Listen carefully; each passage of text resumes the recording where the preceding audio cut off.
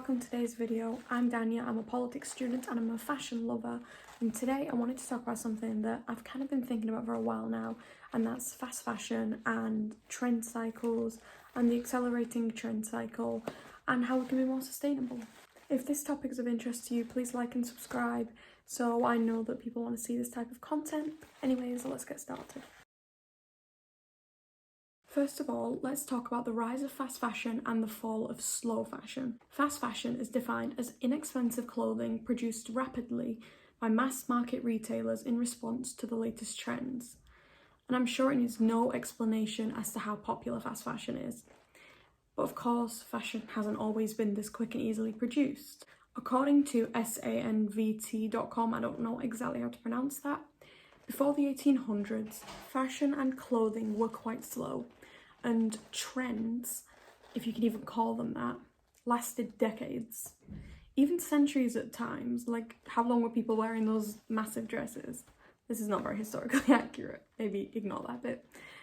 This was largely due to the fact that for most people, clothing was made to be durable and practical, rather than stylish.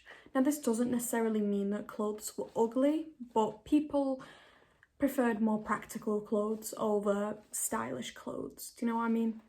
Also, people had to either make their own clothing or pay someone else to make it for them. So clothing was built to last. If anyone watched Bridgerton, you can see the girls getting their dresses made for the season rather than just for the day or for the next few days. However, things started changing during the Industrial Revolution, where the sewing machine was invented and clothing became more stylish rather than simply just practical.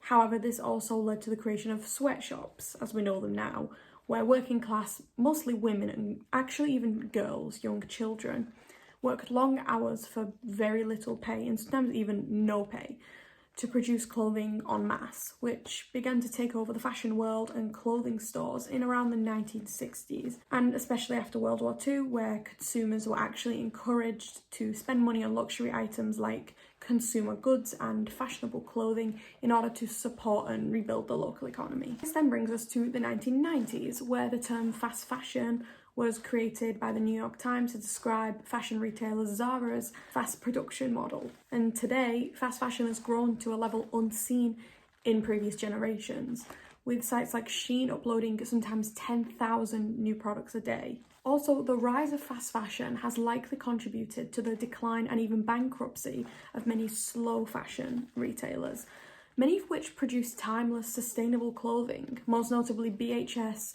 Marks and Spencer's and Debenhams. That's not to say that these brands were perfect in their own right and all their clothing was perfectly sustainably made, but they did not rely on a lot of the exploitative business models which have seen a lot of the current fast fashion retailers using. So how have we actually allowed this to happen? Especially seeing as how politically active a lot of Gen Z are. So we know about the exploitation and sometimes even slavery that is used to create this clothing. And we know how awful it is on the planet, with 13 million tons of clothing in the USA alone either being put into landfill or being incinerated. So let's look at some reasons on why people actually continue to buy fast fashion. One of the biggest and also one of the most valid reasons people still shop at fast fashion stores is because they simply do not have the money to shop elsewhere. This makes complete sense because in most cases, sustainable stores are quite expensive. So it is absolutely a privilege to be able to shop at them.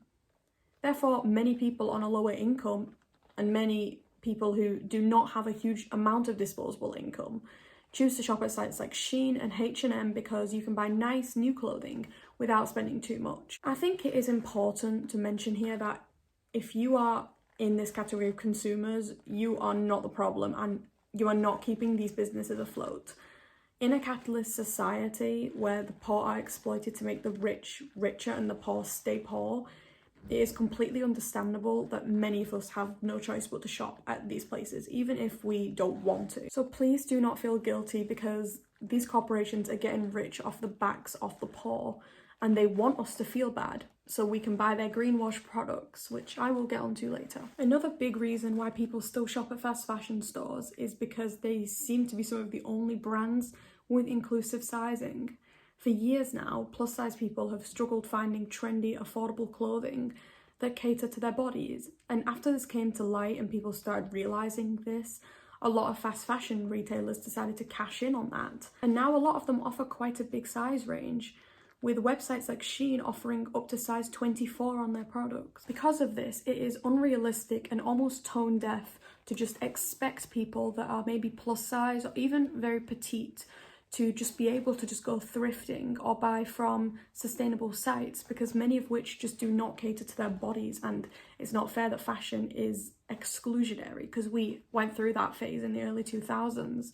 We don't want to bring this back. And on the topic of thrifting, we have to also mention that thrifting is simply not reliable and convenient for a lot of people. First of all, if you would like to find an item that fits you properly and is your style at a thrift store, both in person and online, by the way, so this includes Depop and places like that, you may need to spend a while searching through products to find what you're looking for, even just products that you like and that fit you.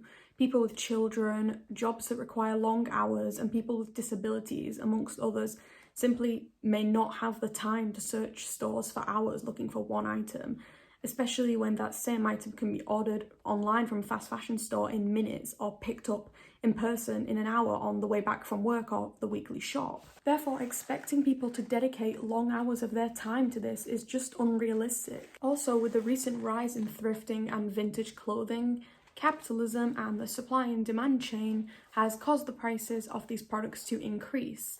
So in the past, where you may have been able to find some pretty decent high quality stuff for a good price, now you have the emergence of Jeff Bezos wannabes on Depop selling Shein and AliExpress clothing on the site at a massively marked up price, with some even going as far as to lie about not knowing where the product has come from or claiming it was also thrifted. And by the way, this obviously does not apply to people that are selling Shein clothing that they don't know where it's actually from, or the tag's been ripped off and they genuinely do not realise it's from Shein, so they say it's unbranded.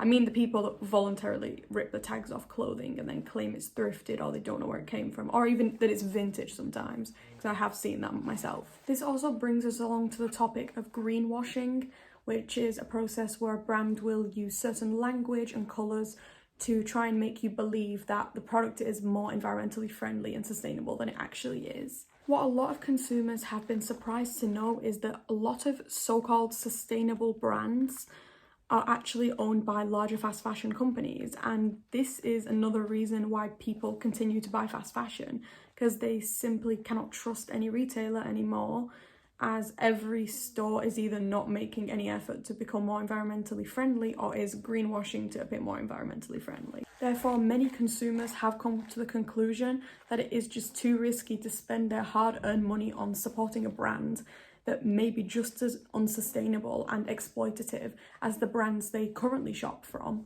except they are more expensive.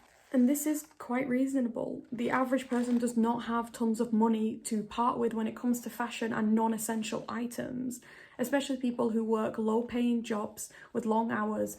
These people do not want to be wasting their hard-earned disposable income on clothing they could have easily bought from a fast fashion store if it's going to be the same amount of exploitation and they're not benefiting anything from it. The reasons I have listed are all perfectly valid reasons for why people still continue to shop at fast fashion.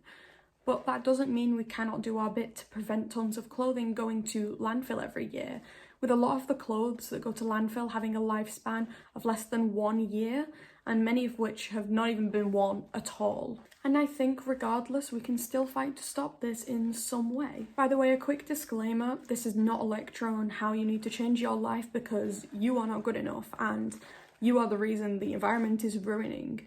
No, you are not ruining the environment because you choose to shop at cheap clothing stores. Capitalist corporations are ruining the environment for pushing this lifestyle of overconsumption and consumerism. And this brings me on to my next point, which is the shortening of trend cycles.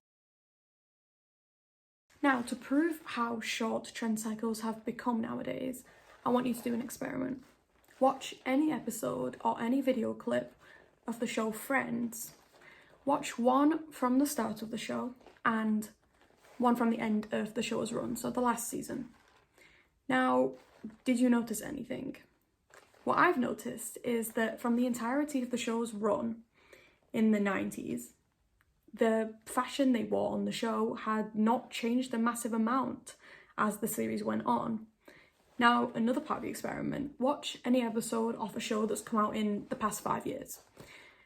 Did you notice anything different there? Because what I noticed was in a lot of these shows, you can almost tell when the clothing was worn, as in what year the show came out, and some of them even appear outdated, which is crazy to say considering a lot of us probably still have clothes in our wardrobe that was purchased during this time. Hi, editing Dania here. By the way, I just want to clarify, I am not saying if you still wear clothes like that, you look outdated. I still wear clothes like that. That is absolutely not what I'm saying and pretty much goes against the whole video I'm making. What I'm saying is sometimes what the characters are wearing are so micro-trendy that they can almost be pinpointed to an exact time period. Like, this is early 2020, this is late 2021 kind of thing, which we should not be able to do, unlike in maybe the early 2000s where you'd just go, this is very early 2000s. Now you're like, this is very mid 2021. Do you get what I mean? There are many reasons for this, but the list is too long to talk about each one in detail, so I'm going to list a few here, but I'll probably do a longer explanation in another video about this. Some reasons for the shortening of trend cycles include the rise of fashion blogging on social media, the rise of the short attention span videos of TikTok, low quality cheap clothing becoming more easily accessible, and the rise of influencer culture. Because of all of these reasons combined pretty much, our attention spans, both in fashion and in other parts of life, have become shorter and shorter. So short, in fact, that we cannot bear to keep our clothing for longer than 6 months, which is just mad. I remember when I was growing up in the early 2000s and I would buy clothing maybe 2 or 3 times a year. In summer, in winter, and at the start of the school year if I needed any bits of new uniform. Apart from that, I would only really go clothes shopping if I needed a specific item. Also, clothing was released in seasons, so brands tended to have a spring, summer, autumn, and winter collection, so consumers would only really buy new clothing when each season came in order to refresh their wardrobes. Now, how have we gotten to the point where websites have to release thousands of new items a day in order to just stay relevant? Now, obviously, I'm not applying my experiences as a literal child onto the adults of today, obviously, because I couldn't just go shopping as a child and buy clothes with my own money whenever I wanted to. But it is still very strange that we have gotten to this point in around 10 or 15 years. So maybe we should rethink how often we buy clothes and how often we wear them and whether we even really need to be buying them. And of course, the shortening of trend cycles means even the trends themselves cannot keep up with how fast we are moving in terms of fashion.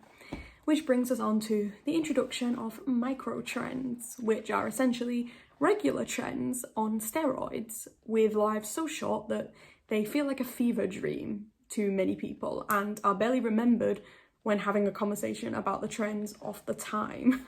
I think the biggest example of what can be considered the height of microtrend culture is that House of Hockney dress that went viral on TikTok in around 2021 after Kendall Jenner was seen wearing it.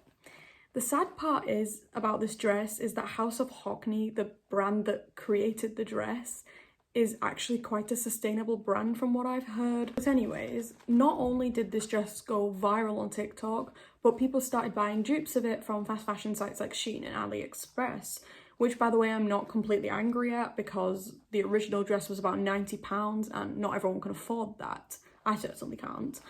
But where the issue arises is the fact that the dress started getting roasted on TikTok and being called ugly and chuggy, don't get me started, within mere month of it being trending. I actually saw one girl on TikTok saying that she actually saved her money for a while to buy one of these dresses, a genuine copy of the dress. And as soon as she saved the money and bought the dress, people started calling it ugly, started roasting it online, which she said made her actually quite sad to see and also kind of shocked her on how fast trends are moving these days. So I actually have forgotten the name of this girl, so if anyone remembers her name, please comment her below. So I have been thinking for a while on what is the best way to not support fast fashion, but also not spend money that we don't have on sustainably made clothes. And sadly, there isn't really a winning situation. The only winner in this situation are the billionaires, really. Of course, there are small changes we can make to prevent ourselves from contributing to fast fashion and the fast-moving trend cycles unnecessarily, and avoid giving fast fashion retailers more money they need to be getting from us. Firstly, I'd say do not overconsume. And before anyone attacks me in the comments, I do not mean treating yourself to some new clothes as a treat on your birthday or something like that. What I mean is do not buy trend items just for the sake of them being trendy or popular when you don't even like the product or you've gaslit yourself into believing you like it. Ask yourself, would I like this item and would I pick it out in a store if it was not trendy? If the answer is yes, then go for it. You probably actually do like this and it might actually last for a while in your closet. But if the answer is no, then you have made the same mistake I have made thousands of times, where you have gaslit yourself into believing that you like an item simply because it is popular and you see it everywhere.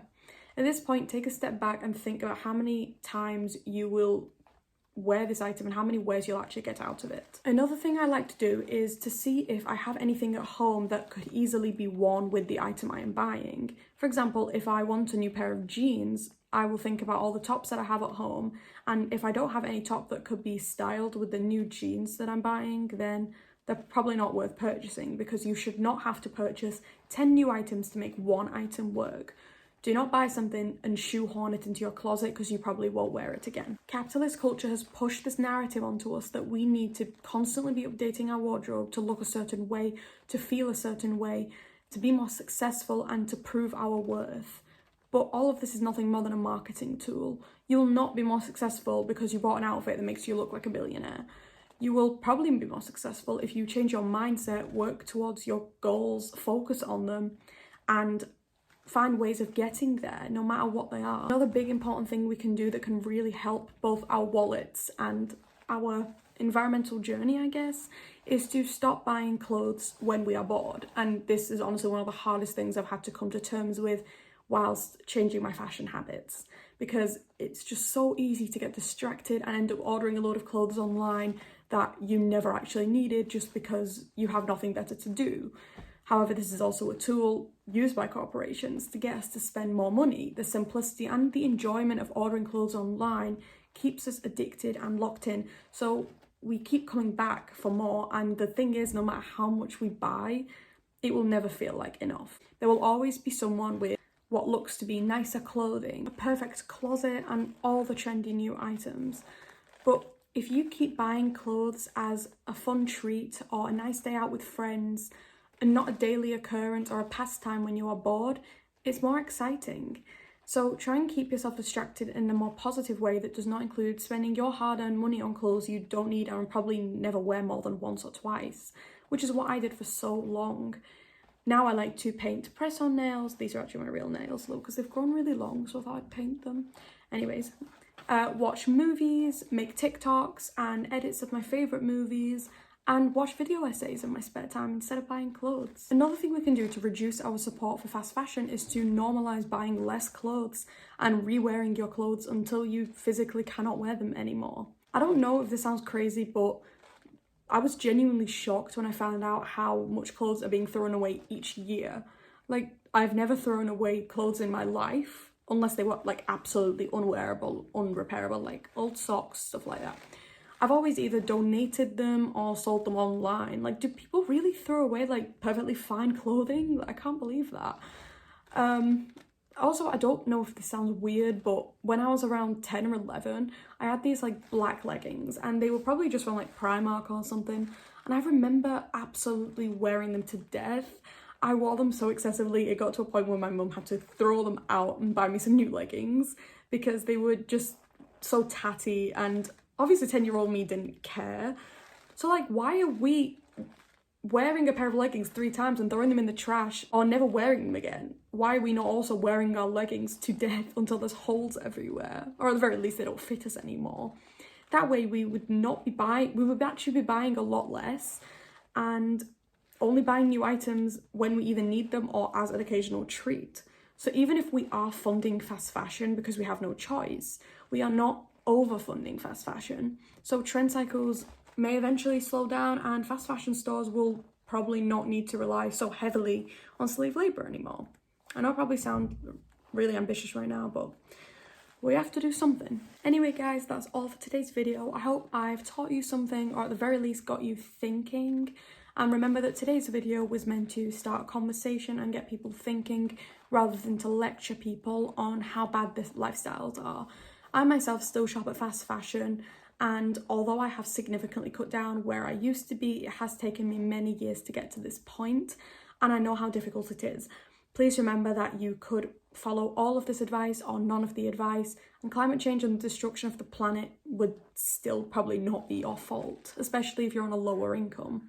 Remember that there is no ethical consumption under capitalism, and either way, even if it isn't via fashion, corporations and billionaires will always have the upper hand, and working class people should never be blamed for that. I would love to do more videos about fashion because I am really interested in it and I love learning about it. So if you would like to see that kind of content, please like and subscribe, and I'll see you in the next video. Bye.